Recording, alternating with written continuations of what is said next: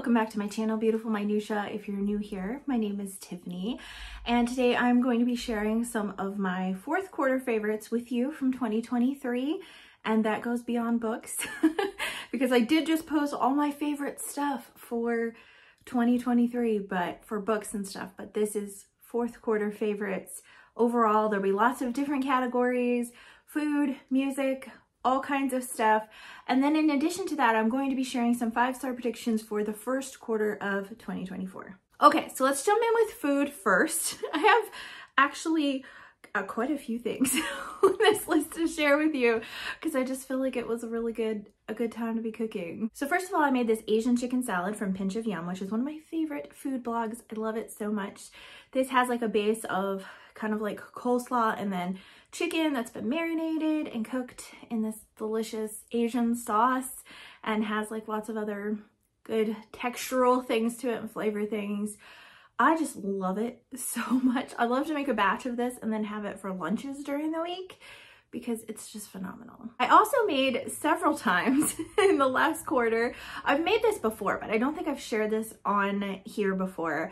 I made a crock pot buffalo chicken dip, and buffalo chicken dip used to be my favorite like thing to bring to parties or just eat. I loved it so much, but I can't have dairy anymore.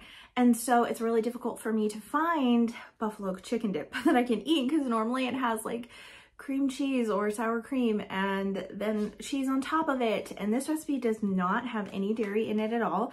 It's actually friendly for like paleo or keto or Whole30 or just dairy free. I also have this amazing recipe that my friend Whitney Drew sent me that is another crockpot chicken recipe, but this one is a creamy salsa verde chicken, and so it's chicken cooked in the crock pot with salsa verde, but the cream sauce has like lime juice and cilantro, and it has a cashew base, so it is dairy free. I served it over rice to guests having never made it before.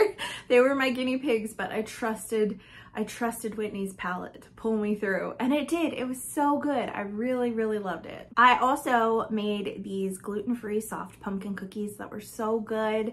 And yeah, they are pumpkin, so like that's fall, but I think that they're really good anytime.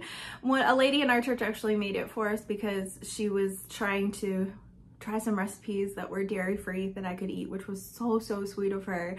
But the original recipe is gluten-free. You can make it with regular flour. I've made it with both regular flour and gluten-free flour, and both are really good. And lastly is a recipe that I've actually shared before, but I need to share it again because I was obsessed with it all fall and winter. It's this apple cinnamon mug cake. And I love mug cakes because then I'm not making this giant cake, so I can just make a little bit here and there and it's not huge. And I really love it. It's so good and it has bits of diced up apple in it. I also do some substitutions, like it asks for melted butter. I'll use canola oil or melted coconut oil instead, and that works perfectly. And then it calls for milk, and I just use dairy-free milk, usually almond milk, and that works perfectly as well. So any dairy-free subs work well. I've also used gluten-free flour instead of regular all-purpose flour, and that works perfectly as well. So this is also a recipe that's really friendly with substitutions if you have any certain dietary restrictions. Moving on to entertainment. I don't really have any TV shows to share with you guys because I think the last one I talked about how my husband and I were watching Hospital Playlist, which is a K-drama that has 2 seasons. We did finish that. We finished that right before the end of the new year, but we did enjoy it, and it has some really amazing characters that are some of my favorite characters of any K-drama I've watched. So I did love it, or enjoy it, I guess, but it's not a new favorite. I don't have anything like really special to recommend in the media department in terms of watching things, but the last quarter of the year was a good K-pop quarter. First of all, we got Ringo, which is a Japanese release from ITZY, and it's so good, especially the song Ringo. It's so good. I really like that. It's one of my daughter's new favorites as well. We also, for a while, our entire personality was Chasing That Feeling by TXT because that song is just so good. I even used it on a reel on my Instagram page because I do a monthly like 1 second a day video that I share every single month, and Novembers I used to sing that feeling, and I'm still just obsessed with that song. Also, even if you're not a K-pop fan, you may have seen the JYP memes that came out from, like, I don't know if it was an award show or what, but Mr. JYP himself was performing. Sweet dreams are made of this. Who am I to disagree? It was just like, it was so hilarious. I don't know if it was supposed to be hilarious, but the funniest part to me is that there were actors that were there for this performance and the looks on their faces. I was just like, these are actors, and they couldn't even be bothered to act like they're having a good time or act like they're enjoying it. They either look like disturbed or confused, which I think was probably everyone else too. But that was a really funny and hilarious K-pop contribution to my life. I enjoyed all of those memes. Video games. I played a decent amount of like video games here and there that were like okay. I only have 2 that were really standouts. And I actually did a tier ranking of all the video games that I played in 2023. So if you're interested in watching that, I'll link that video so you can see it. But the 2 in fourth quarter that were super fun was, first of all, Garden Story, which is a really cute video game about this little grape and all these other fruits and vegetables. And he's going around, he's trying to save the garden from something called the rot that is creeping in. So there is combat to it, but there are cozy elements too, with just different quests that you go on for villagers and kind of leveling up the towns to then be able to get better weapons or better things from the stores. And then there's also like some decorating components and some other things like that that kind of have a cozier feel. Parts of it were kind of repetitive, but I thought it was super fun. I really enjoyed it. One of my favorite games of the year I actually did play in the fourth quarter, and that's Underhero. This is a platforming RPG where you play as the minion of the bad guy. And at the beginning of the game, the hero has made it all the way to the castle, and he's coming to come beat the bad guy. And of course, all the minions are trying to stop him before he gets to the big boss, and you as a minion kill the hero. And so now you actually inherit the hero's talking sword, who's your guide, and you kind of take on the role of the hero in the game. And this has so much quirky humor because there's like bad guy headquarters. There's like an evil store where you buy stuff to like upgrade your weapons and your health and stuff like that. And you can talk to every single enemy before you fight them, because technically they're like on the same team as you because they also work for the bad guy, so they think you're a minion too. And it's just really, really funny. Okay, let's jump into my favorite books, which if you've already seen favorite books of the year, some of these made this into the favorite book of the year. So I'm not gonna talk a whole lot about these books at the risk of being redundant, but I also wanna say what I've typically done in past videos is I've made predictions for, you know, the next quarter, and then I review, were they 5 stars? And then go over what my actual favorites were. I didn't make any 5-star predictions in the fourth quarter because there were no books that I was planning on reading that I was actually super excited about. So I was like, I don't feel good about guessing that any of these will be 5 stars, so I didn't predict that. So what I'm gonna do instead this time is I am going to share what my favorites were and then do a really quick 5-star predictions for the next quarter, because I only have 3 books on that list, and so that would be like not even a 5-minute video. So I'm just going to include the 5-star predictions in here. I have 5 books on this list, so I think they're in order of when I read them. So the first one is Something Wicked This Way Comes by Ray Bradbury. I read this with my in-person book club, and I just really, really enjoyed it. I was one of the few who did. It's a very polarizing book because the prose is a lot sometimes. I enjoyed the prose overall, but there were times where it was a bit much for me even. It's like poetic to the point of feeling like it's trying too hard at certain points. But overall, this is a book that has just stuck with me. We had some great conversations. The themes in this book are incredible, and that is what Bradbury knocks it out of the park for me every time I've read anything of his.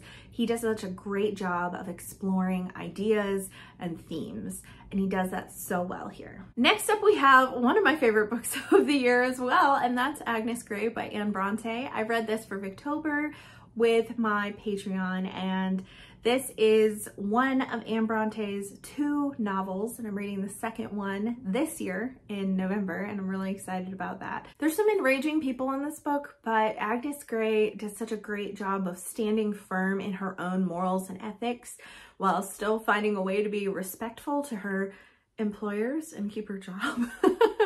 And then the love story in this is so good. And if you've been here for very long, you know romances are usually my least favorite part of the book, and that was not the case here. I just loved the main love interest and his compassion and care for others, and that's the reason why Agnes falls in love with him, is because of who he is as a person. Next, we have my absolute favorite book of the year, and that is Joy in Christ's Presence by Charles Spurgeon. You've heard me talk about this a lot, so I'm not going to talk about it more, but I hosted a read-along of this book with Dia from Novel Idea and Chrissy from Chrissy's Purple Library, and we had a reading schedule and then did a live once a week to discuss the book with all of you who are reading it as well, and it was just such a special time.